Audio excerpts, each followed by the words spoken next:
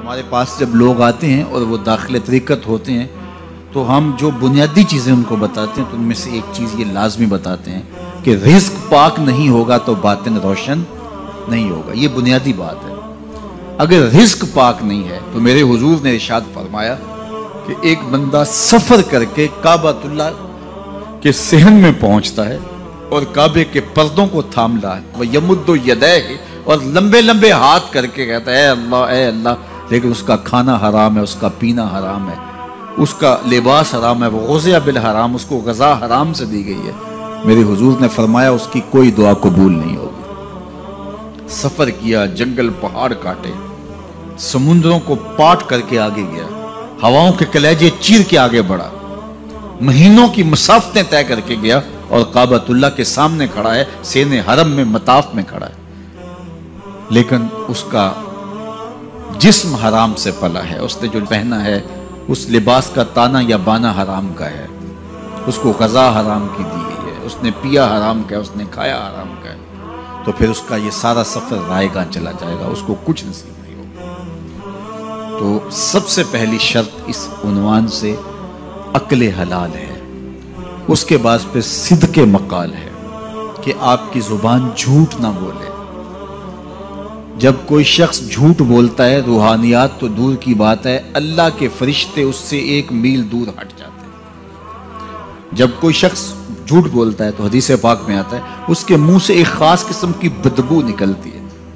اس بدبو کو ہم نہیں سونگھ پاتے لیکن فرشتے سونگھ لیتے ہیں, چونکہ فرشتے انتہائی حساس مخلوق ہے اور وہ جھوٹ کی وجہ سے نکلنے والی بدبو کو سونگھتے ہیں. اللہ نے حضرت امام اعظم امام ابو حنیفہ رضی اللہ تعالیٰ عنہ کو یہ بصیرت عطا کی تھی اور یہ باطنی نظر بخشی تھی کہ جب کوئی شخص وضو کرتا تھا تو اس کے وضو کے پانی سے پہچان لیتے تھے کہ یہ کس گناہ کا مجرم ہے. جب بندہ وضو کرتا ہے تو وضو سے ہاتھوں کے گناہ جھڑتے ہیں, منہ کے گناہ جھڑتے ہیں, تو وہ وضو کے پانی سے اس بات کو محسوس کرتے تھے. اللہ نے ان کو وہ بصیرت عطا کی تھی, لیکن انہوں نے اللہ کی بارگاہ میں عرض کی مالک مجھ سے یہ چیز چھین لے, یہ چیز مجھے نہیں چاہیے. لوگوں کے بارے میں جو ہے وہ ایسا گمان پھر پیدا ہوتا ہے. تو فرشتوں کو اللہ نے وہ حساس جو ہے وہ پاکیزہ وجود دیا, اور ان کی حس ایسی ہے کہ وہ بدبو جو انسان بولتا ہے اور لفظوں سے جو اثرات نکلتے ہیں وہ محسوس کرتے ہیں. تو جب کوئی شخص جھوٹ بولتا ہے تو اس کے جسم سے, اس کی زبان سے جھوٹ کے ساتھ بدبو نکلتی ہے. اللہ کے فرشتے 1 میل دور تک پیچھے ہٹ جاتے ہیں. تو مجھے بتائیے جو شخص جھوٹ بولتا ہو کیا اسے کوئی روحانی مرتبہ مل سکتا ہے؟ یہ سوچا بھی نہیں جا سکتا, یہ امکانات سے ہی نہیں ہے. اللہ کے محبوب علیہ السلام سے پوچھا گیا کہ حضور کوئی مسلمان کوئی مومن کیا بزدل ہو سکتا ہے؟ فرمایا نہیں, وہ بہادر ہوتا ہے, لیکن ہو سکتا ہے کبھی اس سے بزدلی بھی سرزد ہو جائے. انسانی کمزوری ہے, کبھی انسان بہت طاقت میں ہوتا ہے اور کبھی انسان کمزور بھی پڑ جاتا ہے. فرمایا ہو سکتا ہے کبھی اس سے ہو بھی جائے. پھر پوچھا کہ بخل کر سکتا ہے؟ فرمایا نہیں, مومن سخی ہوتا ہے لیکن ہو سکتا ہے کبھی اس سے بخل بھی ہو جائے. کبھی کبھی دولت اسے اچھی بھی لگنے لگ جاتی ہے, جس طرح فرمایا گیا کہ اولاد مبخلتن مجبنتن, یہ جو اولاد ہوتی ہے یہ بندے کو بخیل بھی بنا دیتی ہے اور بزدل بھی بنا دیتی ہے. جب اولاد نہیں ہوتی تو بندہ سخی بھی ہوتا ہے اور بندہ جو ہے وہ مشکل حالات میں بھی کود جاتا ہے, لیکن جب اولاد ہوتی ہے تو پھر مشکل حالات میں کودنے سے پہلے سوچتا ہے میرے بچے ہیں یتیم ہو جائیں گے. اس کو یہ خیال آتا ہے, پہلے ایسے مال لٹاتا ہے لیکن اولاد ہو جائے تو پھر وہ اولاد کا سوچتا ہے کہ ان کے لیے کچھ میں جمع کر لوں. تو اولاد فرمایا میرے حضور نے کہ مبخلہ و مجبنہ, یہ بخیل بھی کر دیتی ہے اور یہ کمزور اور بزدل بھی بنا دیتی ہے. تو مومن ہوتا بہادر ہے لیکن ہو سکتا ہے کبھی اس سے بزدلی بھی ہو جائے. مومن سخی ہوتا ہے لیکن کبھی ہو سکتا ہے اس سے بخل بھی ہو جائے. لیکن تیسرا سوال حضور سے پوچھا گیا کہ مومن جھوٹا ہو سکتا ہے؟ تو اس پہ 2 ٹوک کہا, نہیں جھوٹا نہیں ہو سکتا. یہ نہیں ہو سکتا کہ مومن ہو اور جھوٹا ہو, وہ سچ بولنے والا ہو. تو عقل حلال اور صدق مقال, یہ 2 خوبیاں جو ہیں یہ اہل اللہ کا ترائے امتیاز ہے اور یہ مجھے اور آپ کو اختیار کرنی چاہیے.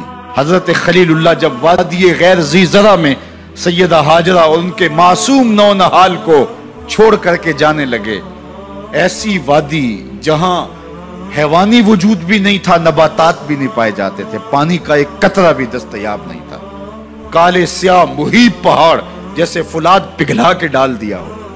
وہ وادی جہاں دن کو بھی خوف آئے، وہاں حضرت ہاجرہ نے راتیں بھی گزاری. کتنا دردناک لمحہ تھا. جب سحری کا وقت ہوا، حضرت خلیل اللہ دعائیں دے کے رخصت ہونے لگے. حضرت ہاجرہ سلام اللہ نے آگے بڑھ کے اپنے شوہر نامدار کا دامن پکڑ لیا. تمسکت بعضیالہ، دامن پکڑ کے بولی میرے شوہر نامدار، اس محیب وادی میں، اس پہاڑوں کے دامن میں جہاں دن کو بھی خوف آئے، نونہال معصوم کے ہمراہ مجھے چھوڑ کے کہاں جا رہے ہو؟ حضرت خلیل اللہ نے کوئی جواب نہیں دیا. پھر قدم اٹھایا تو زوجہ نے پھر دامن پکڑا، پھر وہی سوال، پھر کوئی جواب نہیں آیا. تیسری مرتبہ دامن پکڑا، خلیل اللہ کی جانب سے کوئی جواب نہیں آیا. تو خاتون خود بولیں کیا اللہ کا حکم تو نہیں؟ تو حضرت خلیل اللہ نے کہا نعم، ہاں اسی کا حکم ہے. حضرت ہاجرہ نے دامن چھوڑ دیا، کہا جائیے، خیر سے جائیے، اگر اس کا حکم ہے وہ ہمیں ضائع نہیں ہونے دے گا. جہاں دن نہیں گزارے جا سکتے تھے پھر اس خاتون نے وہاں راتیں بھی کاٹی. وہ وادی جس میں وحشت بھی قدم رکھتی تھی ڈر ڈر کے، جہاں پھرتے تھے آوارہ تھپیڑے بادے سر سر کے، جہاں پر گھاس اگتی ہے، جہاں نہ پھول کھلتے ہیں، مگر وہ سرزمین ہے آسماں بھی جھک کے ملتے ہیں. اپنی پاک باز بیوی اور نونہال بیٹے کو چھوڑ کے حضرت خلیل اللہ دعائیں دے کے رخصت ہو گئے. تھوڑا سا توشہ تھا، 2-1 دن کے بعد ختم ہو گیا. پھر ماں کی چھاتی سے دودھ بھی خشک ہو گیا. نونہال پیاس سے تڑپنے لگا. ماں تو پھر ماں ہوتی ہے. تڑپتی ہوئی ممتا کا دل بے قرار ہوا. ایک پتھر کے سائے میں معصوم اسماعیل علیہ السلام کو لٹایا اور پانی کی تلاش میں جبل صفا پہ چڑھی. اطراف میں آسمانوں کی طرف دیکھا، کہیں کوئی پرندے اڑتے دکھائی دیں اور پانی کا نشان ملے اور میں وہاں سے بیٹے کے لیے 2 بوند لے آؤں، لیکن کچھ دکھائی نہیں دیا. تا حد نظر پھیلا ہوا آسمان ہی آسمان ہے اور پہاڑ ہی پہاڑ نیچے دکھائی دیتے ہیں. پھر مروہ پہ آئیں. درمیان میں نشیبی جگہ تھی، وہاں بیٹے کا من موہنا چہرہ دکھائی نہیں دیتا تھا. دوڑ کے گزری اور جا کے صفا پہ گھوم کے دیکھا، کچھ نظر نہیں آیا. ادھر بھی دیکھ لیا، ادھر بھی دیکھ لیا، لیکن ماں تھی. پھر دوبارہ صفا پہ آئی، صفا پہ دیکھا، کچھ دکھائی نہیں دیا. پھر تڑپ کے مروہ پہ آئی، وہاں پھر دیکھا، کچھ دکھائی نہیں دیا. پھر صفا پہ آئی، کبھی صفا پہ کبھی مروہ پہ. تڑپتی ہوئی ماں کی ممتا، بے قرار دل. ادھر پانی کی پیاس سے تڑپتا ہوا معصوم اسماعیل پتھر کی اوٹ میں. درمیان سے ماں گزرتی ہے تو بھاگ کے گزرتی ہے کہ بیٹے کا من مونا چہرہ بھی نگاہوں کے سامنے رہے. ذرا منظر تو دیکھو کتنا دل آویز ہے. اللہ اکبر، سینوں میں پتے پانی ہو جائیں، پتھر بھی ہو تو پگھل جائے اس زہرہ گداز داستان سے. لیکن اللہ پر توکل اور ماں کی بے قراریاں، کبھی صفا پہ کبھی مروہ پہ، زبان پہ شکایت نہیں ہے. پھر جب مروہ پہ پہنچتی ہیں، 7 چکر مکمل ہو گئے، تو ادھر کیا دیکھا کہ معصوم اسماعیل ایڑیاں رگڑ رہا ہے. ماں کا دل ڈولنے لگا کہ بیٹا آخری لمحوں میں. دوڑی کہ بیٹے کو جا کے اپنی چھاتی سے چمٹاؤں، ہو سکتا ہے 2 قطرے دودھ کے اس کی زندگی کی آس بندھا دیں. تو ماں دوڑتی ہوئی آئی، لیکن جب قریب آئی تو منظر بدلا ہوا تھا. معصوم کی ایڑیوں کے رگڑنے سے تازہ چشمہ پھوٹ رہا ہے. پانی ہے کہ بے قابو ہونا چاہ رہا ہے. آگے بڑھی، جلدی جلدی مٹی کی منڈھیری کرتے ہوئے کہا زم زم، رک جا رک جا. اللہ اکبر. ہاجرہ سلام اللہ علیہا نے حضرت اسماعیل کی محبت اور اپنے رب پر توکل کی انوکھی اور البیلی داستان رقم کی. کہا ہاجرہ تو نے بھی حد کر دی، لیکن قیامت تک تیری راہوں کو بھی جلوہ گاہ بنا دیں گے. یہاں نبی بھی دوڑیں گے، ولی بھی دوڑیں گے، غوث بھی دوڑیں گے، کتب اور ابدال بھی دوڑیں گے، شہنشاہ بھی دوڑیں گے، کج کلا بھی دوڑیں گے. یہ دوڑنا ہم عبادت بنا دیں گے. حتیٰ کہ امام الانبیاء بھی ان راہوں کی سائی کرتے رہے. عجیب رنگ، عجیب منظر اور عجیب کیف کا عالم. اچھا، یہاں رک کے ایک بات کرنا چاہوں گا، اگر آپ کی توجہ ہو.